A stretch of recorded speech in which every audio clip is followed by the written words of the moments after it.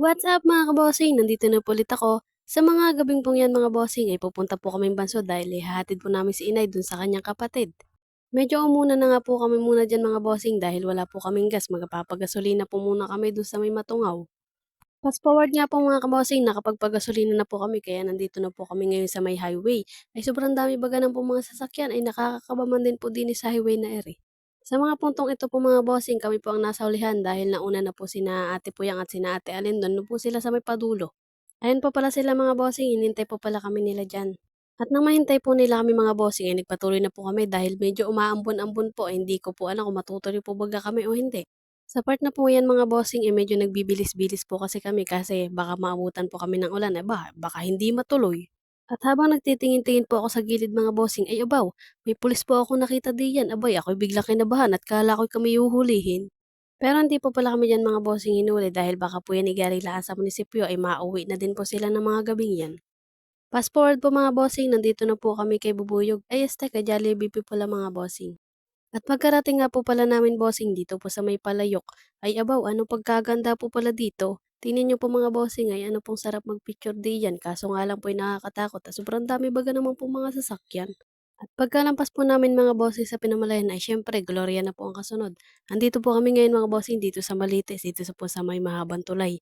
Ay abaw, ako po yung kinakalibutan sa likod at sabi po dito may mga manigno daw pong lumalabas dito. Pero hindi ko lang din po alam dahil hindi pa naman po ako nakakita ng manigno. Habang nagbibideo nga po pala ako diyan mga bossing, ayan po sila kumakaway-kaway. Ayan naman po si Ate Allen po nasa unahan mga bossing, diyan din po nakasakay si inay dahil tricycle po yan para hindi po siya malula sa motor. At sa wakas po mga kabossing, nandito na po kami sa Plaza ng Bansud. Tingnan niyo po mga bossing kung gaano po kaganda itong Plaza ng Bansud dito po sa Oriental Mindoro. Ay abaw pinagmalaki ang hindi sariling bayan. Base po sa aking survey mga bossing, ay abaw nag-survey pa. Ito daw pong bansod ang pinakamagandang plaza ng dito po sa Oriental Mindoro. Kung mapapansin niyo po diyan mga bossing, kami po ay nilampasan laang namin yung plaza ng bansod. Abay syempre, hatid po muna namin si inay, ay hindi pa rin po kami kumakain, doon na po muna kami kakain kina ante.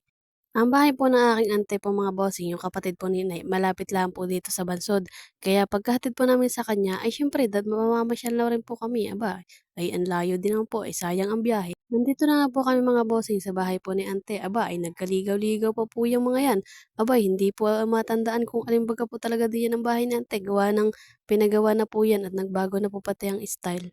Nandito na nga po kami mga bossing sa bahay po ni ante. Ayan po, nagpapahinga na po sila dahil ang pagod daw po sa biyahe. Kami naman po ni na mga bossing ay pupunta na pong kusina at maghahain. Aba, siyempre, magutom na. At ayan na nga po mga bossing, tingnan nyo naman po kung gaano kami kagutom diyan.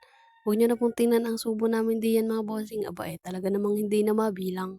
At pagkatapos nga po pala namin mga bossing dumayo ng kain, ay siyempre, pupunta na po kami yung plaza niyan mga bossing. Naglakad na lang po kami dahil sabi po natin pa maglakad na lang daw. Ay abaw, nung pauwi naman ay reklamo. At pagkatapos po mga bossing ng aming mahabang nilakbay, andito na po kami ngayon bossing sa Plaza ng Bansod. Sulit din naman po ang punta namin dito ng mga bossing dahil maganda naman po yung Plaza ng Bansod. Kaso nga lang po ay hindi po siya gaano kaganda gawa ng malayo pa naman po kasi ang Pasko gawa ng November pa lang po ngayon. Sa December po yan mga bossing ay anong pagkarayong design po niyan, iba't iba pa pong mga design. At sa paglalakad po nga namin mga bossing ay abaw, nakita po na Raven itong UFO, abay punta daw po kami dun sa taas. Ay ayan nga po mga bossing, pumunta po kami sa taas at nagpicture-picture, aba ay nakakatakot namang bumaba, ay huwag niyo na subukan. Hindi naman po yung mga bossing mataas, mga ilang baitang lang po yan, ay gawa ng dun lang po sa loob ay may butas po, ay baka mahulog po ba diretso pababa. At pagkatapos po namin mag-video-video diyan mga bossing ay abaw. Tingnan niyo naman po dito sa may aming likuran mga bossing ay may nagsusuntukan. Madali naman po matapos yan mga bossing gawa ng nagkapikunan na abay tunay na suntukan na po talaga ang mangyayari diyan. Nakita din po namin itong mga bossing yung I Love Bansod ay abaw. Sinulit na po namin ang punta ay pagkakalayo baga naman po kung mabalik-balik pa dito. Dito nga po pala kami mga bossing nagtambay at pagod na pagod daw po sila maglibot. Aba, kaunti pala ang picture ipanapagod na agad. Tingnan niyo naman po mga bossing ang pag-iitsura ng mga yan, abay, akala mo na may sobrang layo ng nilakad at pagod na pagod eh. Hindi man lang nagpicture ng marami pa. Sa totoo lang po mga bossing, marami pa naman pong puwedeng pagpicturan diyan.